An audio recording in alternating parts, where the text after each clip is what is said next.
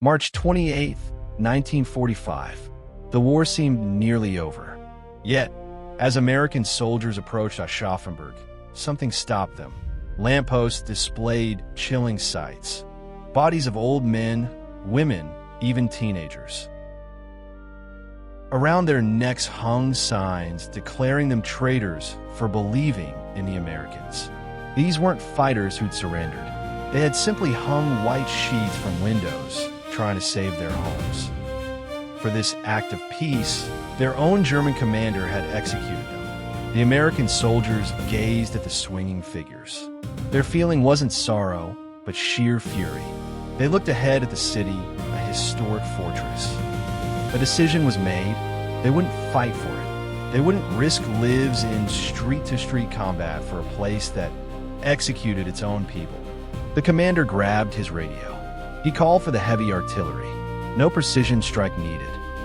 He demanded everything, effectively ordering its leveling. This is the true story of Aschaffenburg's destruction.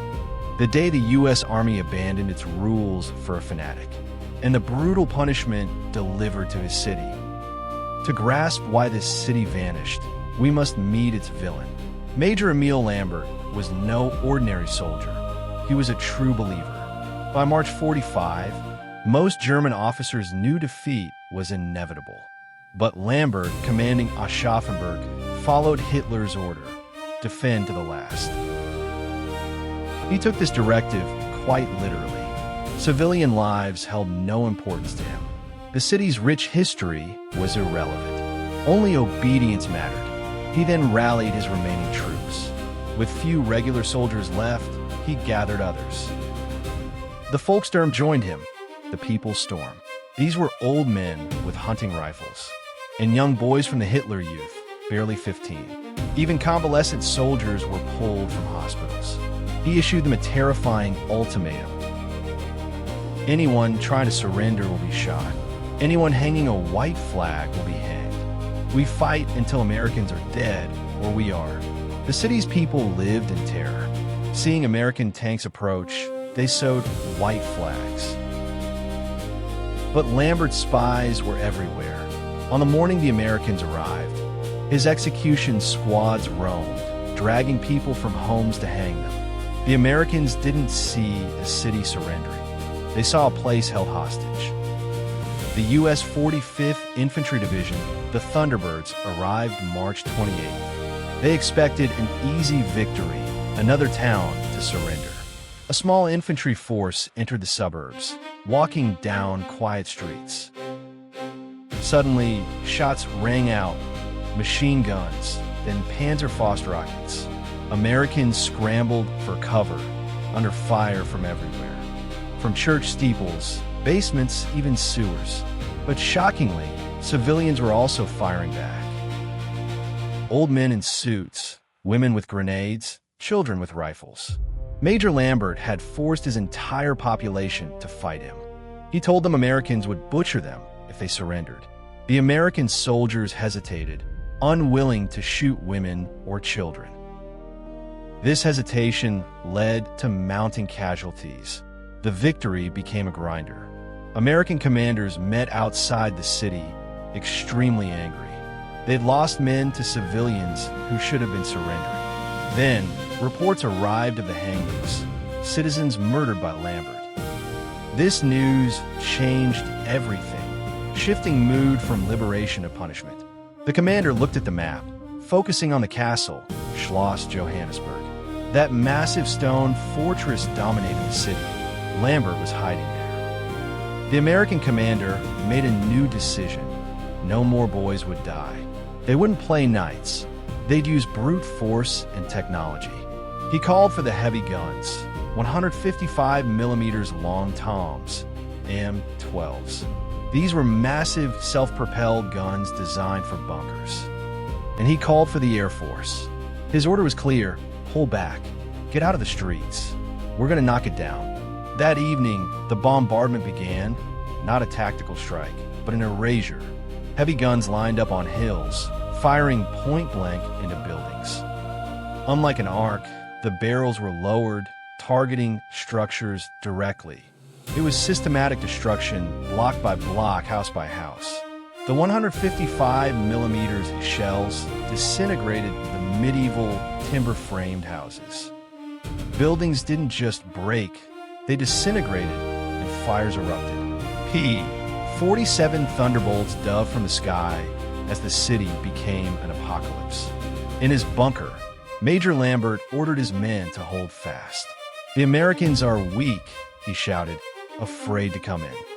But the Americans weren't afraid. They were simply efficient.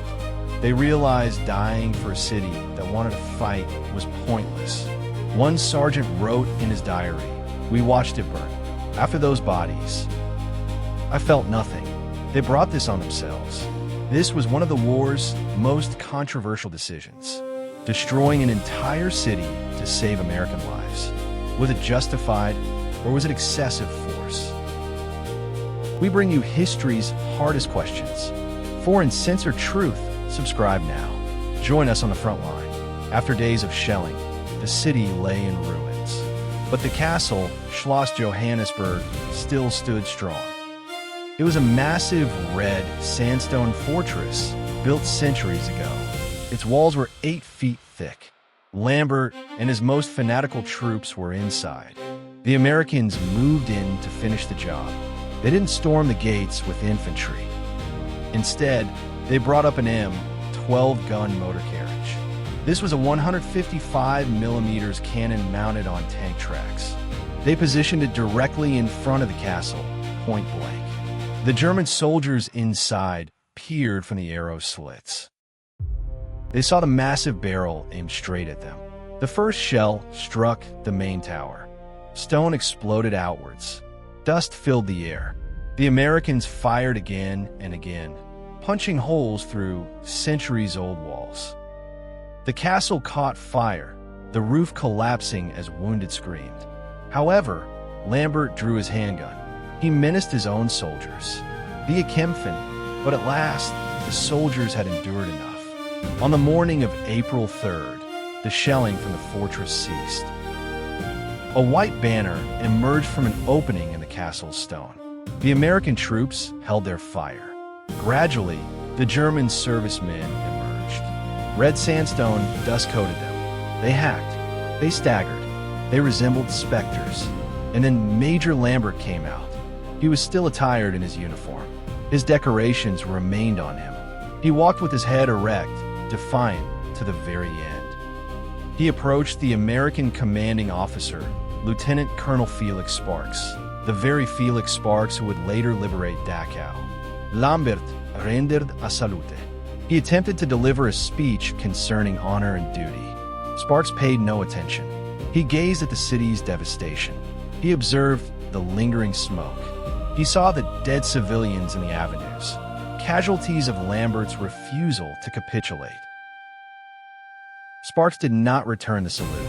He instructed his military police, "Remove him from my sight, or I will shoot him myself." Lambert was disarmed. He was shoved into a vehicle. As he was driven off, the surviving inhabitants of Aschaffenburg emerged from their shelters. They did not applaud him. They demonstrated their contempt by spitting. They reviled him. "Murderer," they cried out. "You ruined our dwelling." The engagement for Aschaffenburg spanned 10 days. It should have concluded in 10 hours. Due to one man's fervent adherence to his cause, the city suffered 90% ruin. Hundreds of the local populace perished. Countless American servicemen were lost or injured. Upon hearing of the engagement, General Patton expressed grim approval. He toured the ravaged area. He observed the mounds of debris that once constituted residences. He stated, "This offers a valuable lesson. If they choose to resist, this is the consequence. We will not sacrifice American lives for German structures." Patton utilized Aschaffenburg as a cautionary example. For the remainder of the conflict, whenever the Third Army neared a town, a message was dispatched ahead. "Recall Aschaffenburg. Offer surrender now, or we will deploy heavy artillery." Most settlements yielded without delay. The devastation of Aschaffenburg preserved countless lives subsequently in the war, as it demonstrated the Americans' earnest resolve. And what became of Major Lambert? The individual who executed his own countrymen? He was not treated as a standard prisoner of war. He faced a trial for homicide, not for dispatching Americans, which is part of warfare, but for terminating the German civilians who sought to yield. He was found culpable. He received a death sentence. Although later, amid the post-war legal complexities, his punishment was reduced to incarceration. He survived, yet he lived in shame, despised by his fellow nationals. The ruin of Aschaffenburg conveys a harsh narrative. It is not a tale of triumph. It illustrates the grim rationality of armed conflict. The American servicemen had no desire to obliterate the city. However, upon witnessing the bodies on the lampposts, upon realizing they confronted an extremist who prioritized ideology over existence, they performed their necessary duty. They ceased to be liberators and transformed into agents of destruction. This serves as a reminder that compassion has its boundaries. You can provoke a decent individual excessively, and when you do, you will not achieve a compromise. You will receive a 155mm projectile impacting your main entrance. The American commander ordered the city's destruction to safeguard his troops. Was that the proper decision, or was leveling a city considered a war crime? It remains a subject of ongoing discussion. What course of action would you have chosen? Please share your thoughts in the comments section.